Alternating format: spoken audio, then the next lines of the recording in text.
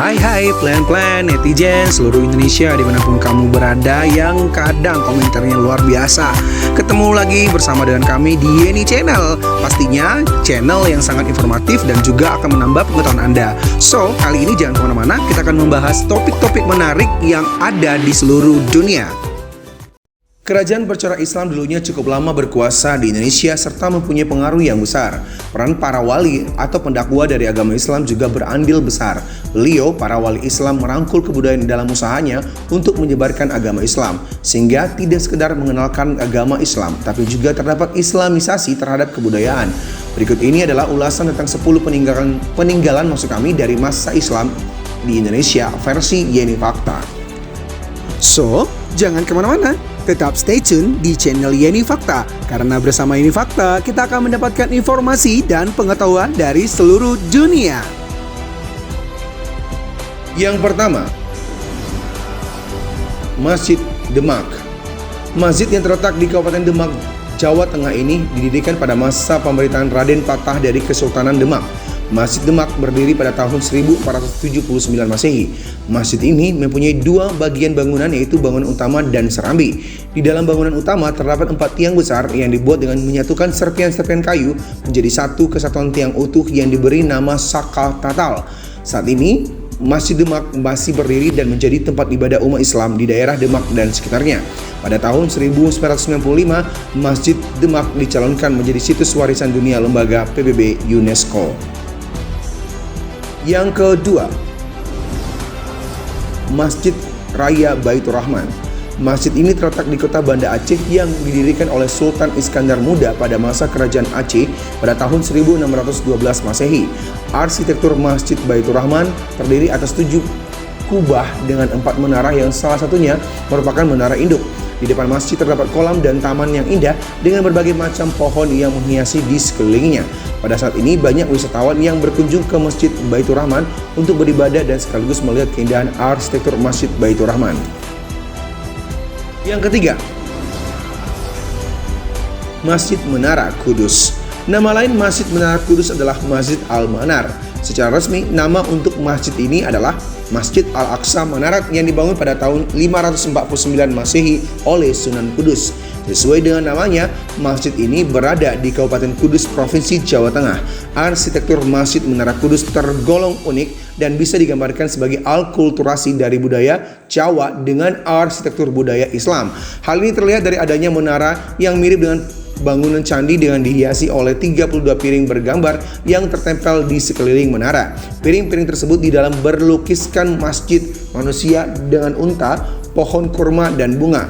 Masjid ini masih berada di Kudus dan merupakan menjadi wisata religi di mana para pengunjung bisa beribadah di dalam masjid sekaligus melakukan ziarah ke makam Sunan Kudus. Yang keempat,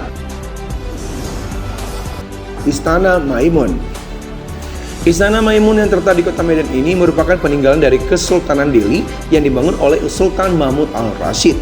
Secara fisik, Istana Maimun memiliki luas lahan 2.772 meter persegi dan memiliki ruangan 30 ruangan. Istana Maimun terdiri atas 2 lantai. Pembangunan istana ini dimulai pada tanggal 26 Agustus 1888 sampai dengan tahap penyelesaian pada 18 Mei 1891. Pada saat ini, Istana Maimun menjadi tujuan wisata utama di kota Medan karena mempunyai arsitektur yang unik yang merupakan perpaduan antara budaya Melayu dengan budaya Spanyol, Italia, dan India. Yang kelima, Keraton Ngayogyakarta Hadiningrat. Keraton ini terdapat di kota Yogyakarta yang dibangun pada tahun 1755. Arsitektur keraton menggunakan gaya tradisional Jawa yang indah. Sampai saat ini, Keraton Ngayogyakarta Hadiningrat masih digunakan sebagai tempat tinggal sultan. Selain itu, juga menjadi tempat wisata utama di Yogyakarta. Yang keenam, Masjid Sultan Ternate.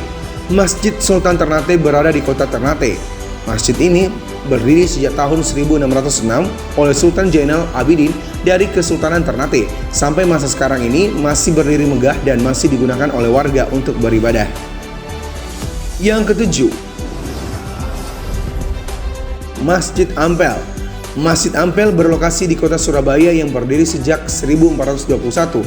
Pendiri Masjid Ampel adalah Sunan Ampel.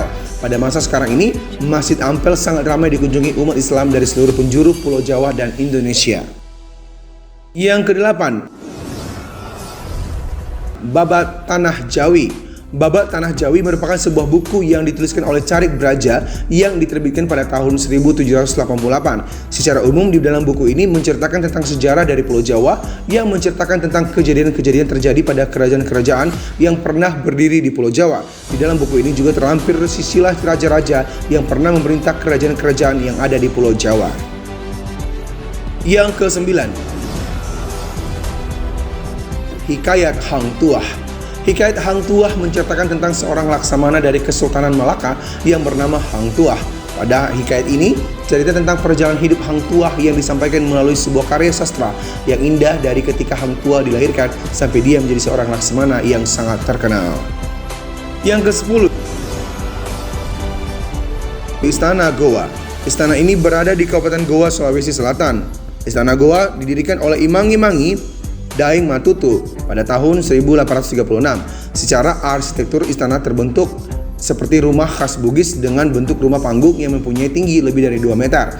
Luas bangunan berukuran 60 x 40 meter dengan luas teras 40 x 4,5 meter yang fungsinya sebagai tempat menerima tamu. Istana Goa saat ini menjadi museum yang diberi nama Museum Bala Lompoa yang menjadi salah satu tempat wisata yang terkenal di Sulawesi Selatan. Demikianlah ulasan tentang 10 peninggalan dari masa Islam di Indonesia versi Yeni Fakta. Semoga ulasan kali ini memberi informasi dan pengetahuan tambahan untuk kita semakin lebih baik. Jangan lupa untuk subscribe, like, komen, share, dan tonton terus channel Yeni Fakta. Karena bersama Yeni Fakta, kita akan mendapatkan informasi dan pengetahuan dari seluruh dunia.